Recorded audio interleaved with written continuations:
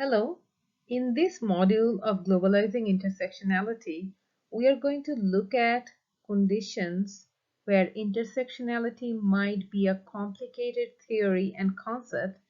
to bring on to understand the local events and phenomena of a society that was not connected with the birth of the concept of intersectionality. Let us look at the following slides to see how some authors and theorists have pointed to the limits of intersectionality when it comes to the Global South.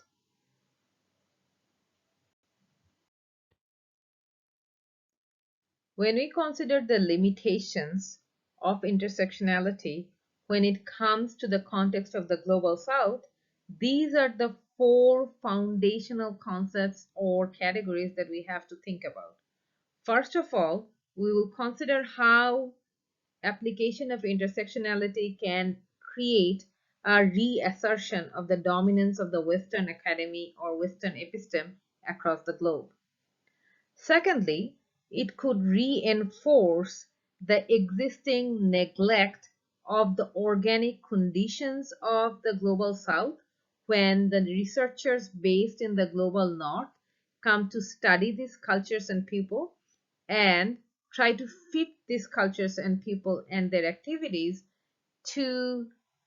make them acquiesce or make them collaborate or make them analyzable subjects under a Western research paradigm. Thirdly, it can take away from the voices of the theorists and authors who have tried to explain and analyze their regional, social, and cultural phenomena based on their understanding of how power works in their own social contexts and how oppression works in multifaceted ways in their own social contexts. And finally,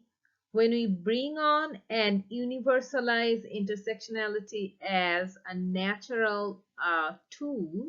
to understand the Global South, it can lead to re-establishing the categories of race, class, gender, sexuality, ableism, and so on and so forth as organic categories of social division, and thus fail to take into account that these categories were created to govern human population since predominantly the period of Enlightenment, which coincides with the age of European colonialism around the world. As you read the assigned article by Nivedita Menon for this module,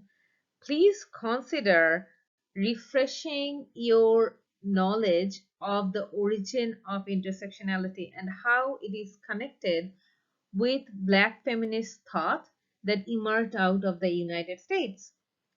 As we know, intersectionality as a methodological and theoretical framework came out of the US Academy. We need to be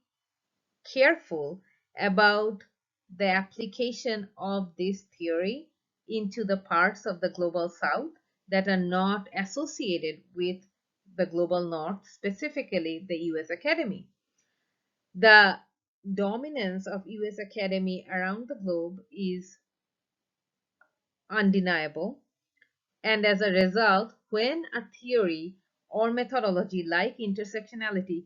that is associated very intrinsically with the US Academy enters the Global South, it establishes Western knowledge systems or Western academic spaces as a dominant, normalized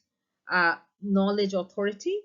and as a result, kind of disempowers regional knowledge systems. We have to be careful about the application of intersectionality in the Global South and ask ourselves how this application can participate in a global politics of establishing the US academic episteme as the normal authority and look down or marginalize the different knowledge systems that are already existing in the global south.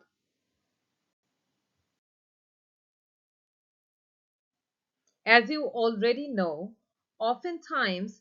the global north and the academics associated with the global north are better funded than the academic spaces of the global south, and as a result we have seen the global north often remains the researcher or the one who has the right to know and study others, and the global south often becomes the one which is to be known or explored and studied. This difference in power between those who study and those who are being studied comes into a serious consideration when we are thinking about the application of intersectionality in the global south. As you read the article by Nivedita Menon, you will see that this focus of the academics associated with the global north to come and study the global south often leads to a practice where the phenomena of the global south are carefully chosen and trimmed to fit within the existing toolbox of the global north. And this is a serious ethical problem for academic research, but it is also a problem of methodology itself. So when we are entering these kind of power relations where academics of the global north are coming to study conditions of people of the global south, the power gap is not just between the knowledge seeker and the one who is being studied, but it is also a power gap of a global politics between those who are empowered to create the narratives about those who are not given the voice to create their own narratives. As a result, we can see this conscious or subconscious practice within the academy to use the tools. In this case, we can think about intersectionality as such a tool that is used to fit the example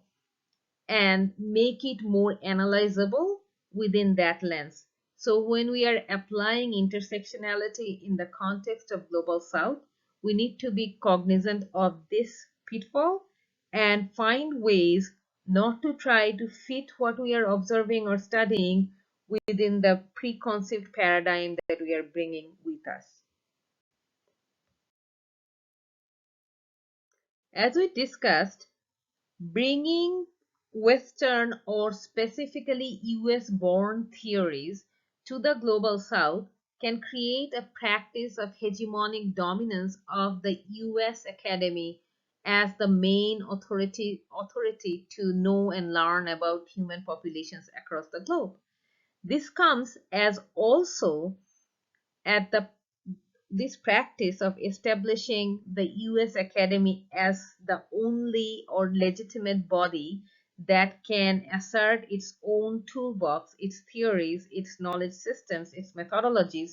to understand the world comes at the price of neglecting the theories and theorists that are born of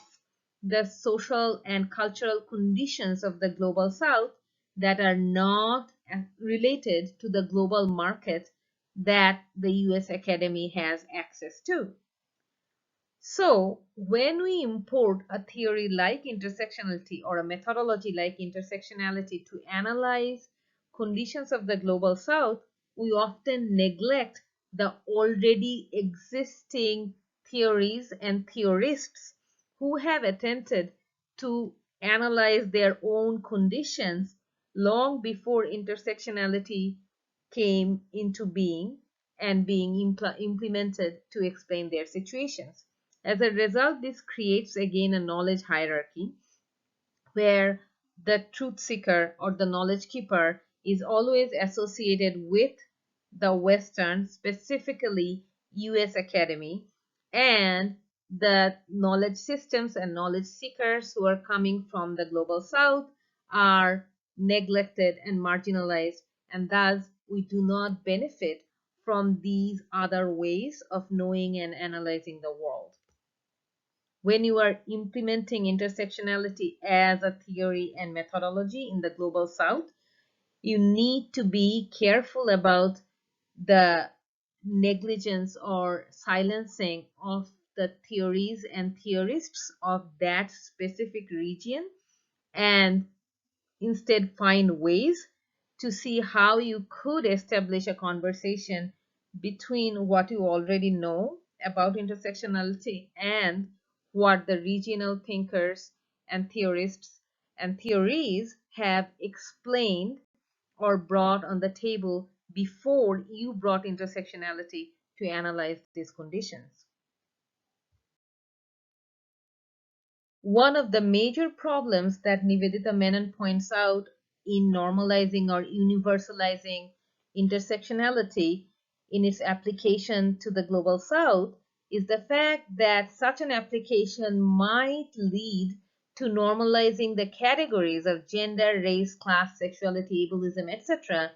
as universal categories, normalized categories that are there from time immemorial, and this is how human beings should be divided up. This process can lead us to forget to critically engage with each of these categories and find out or point out that these categories were invented by the uh, governing bodies specifically associated with the European societies starting with the Enlightenment period. These categories were used to divide the human population so that they become easily governable.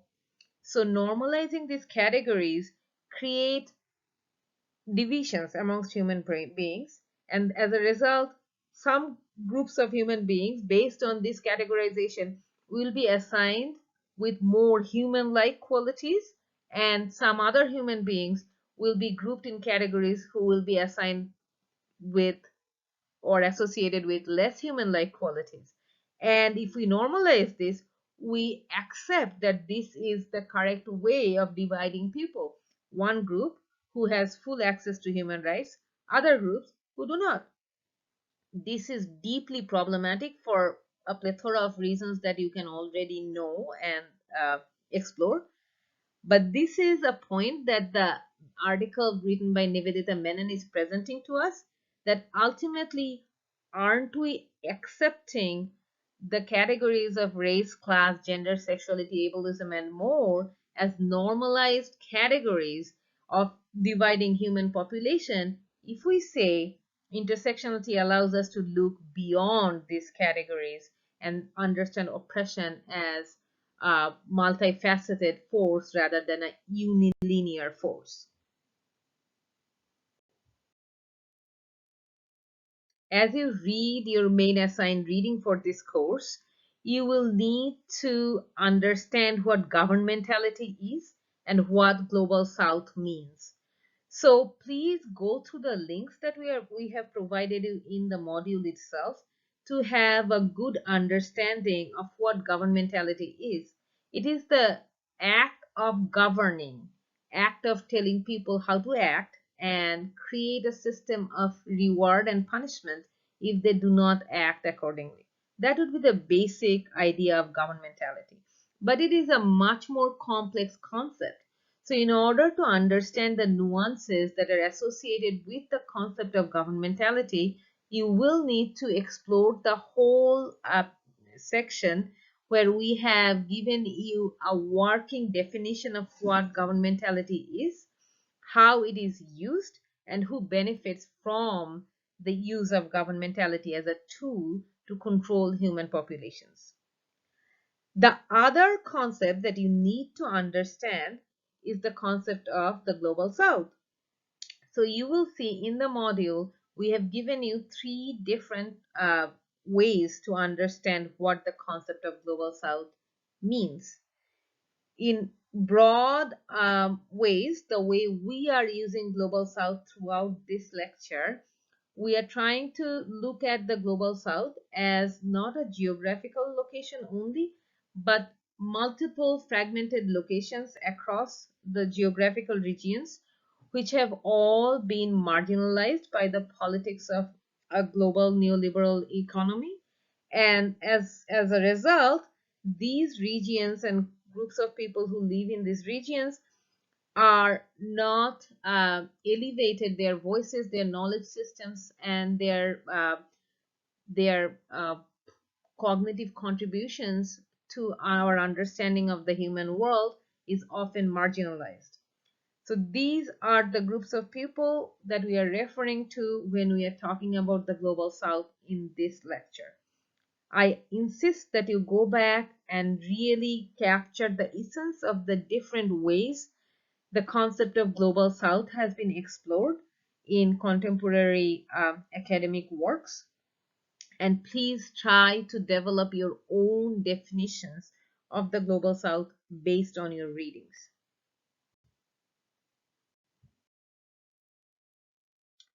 This module uses South Asia as a case study or as an example to explore whether or not intersectionality can be a useful tool to understand and analyze the conditions of oppression in the global south.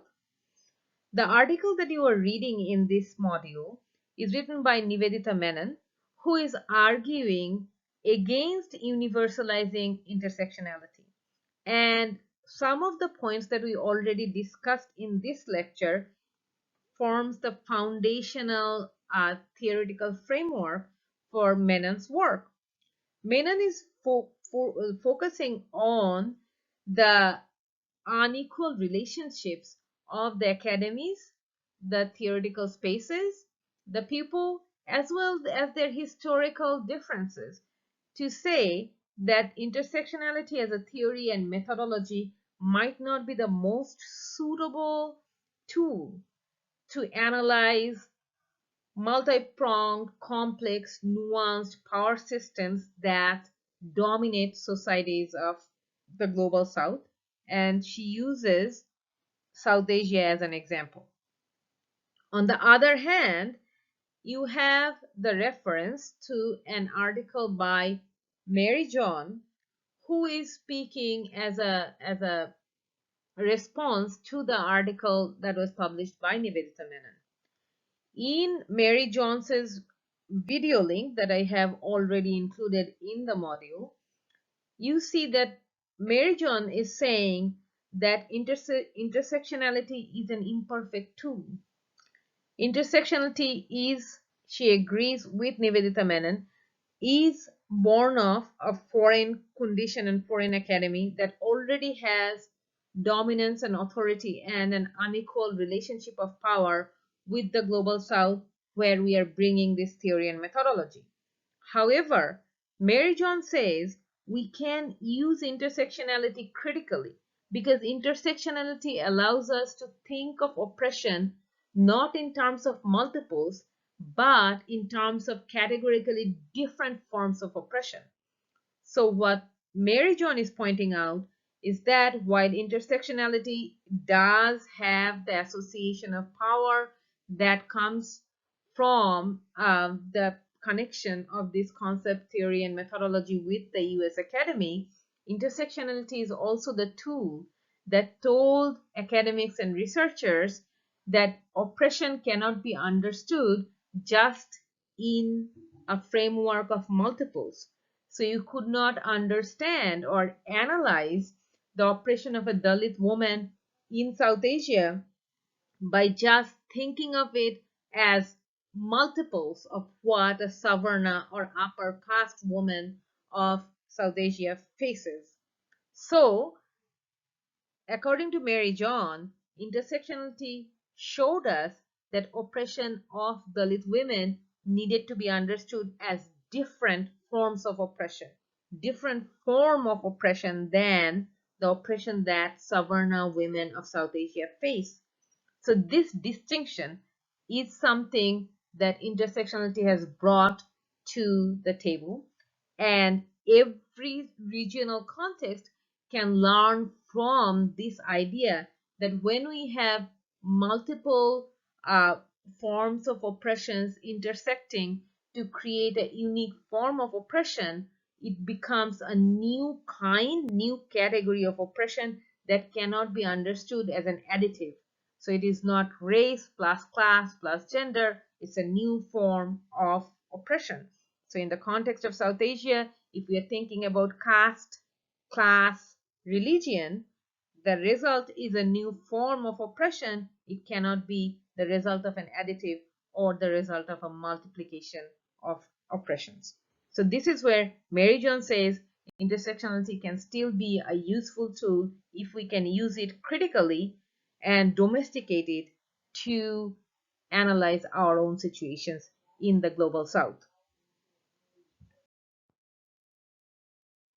Finally, as we finish this module, I would ask you to think about the benefits of learning about Western born, specifically US born theories and theorists like the theory of and methodology of intersectionality, and how this knowledge can allow the citizens of the global south to understand their own contexts of oppression, how they are simultaneously oppressors and oppressed, how they participate in a global process of knowledge making, and also are subjects of inquiry of the Western Academy. How do you think that the citizens of the global south can use intersectionality to understand, analyze, and explain the conditions of oppression that they participate in their everyday life, in their own societies? So when you look at the short film, please consider how the film demonstrates to us that the knowledge of